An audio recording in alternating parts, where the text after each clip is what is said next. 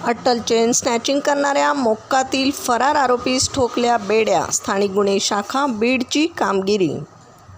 Dharur police ठाण्यातील गुन्हा register number 1/2026 या दाखल गुन्ह्याचा समांतर तपास करत असताना CCTV फुटेज तसेच प्राप्त माहितीच्या आधारे सदरचा गुन्हा सराईत आरोपींनी केला असून सध्या ते इराणी वस्ती परळी येथे राहत असल्याचं समजलं.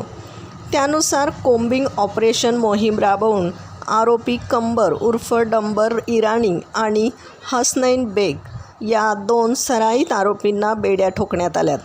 आरोपींनी एकूण 3 गुन्ह्यांची कबुली दिली आहे. आरोपी हसनैन बेग हा ठाणे जिल्ह्यातील मोक्का गुन्ह्यातील फरार आरोपी असल्याचंही निष्पन्न झालं आहे.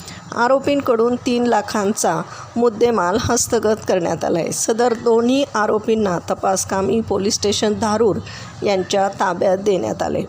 त्यांच्याकडून आणखी गुन्हे उघडकीस येण्याची शक्यता आहे.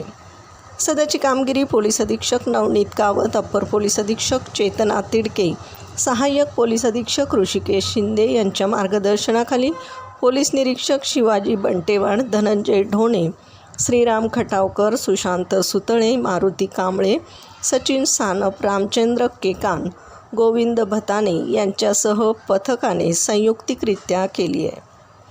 बीड प्रतिनिधीसह महाराष्ट्र जनता न्यूज. महाराष्ट्राचा बुलंद आवाज. क्षणोक्षणी अपडेट, सत्याचा निर्भीड शोध.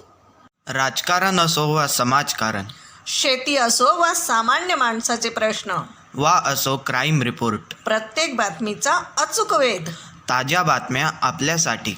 पाहत रहा महाराष्ट्र जनता न्यूज.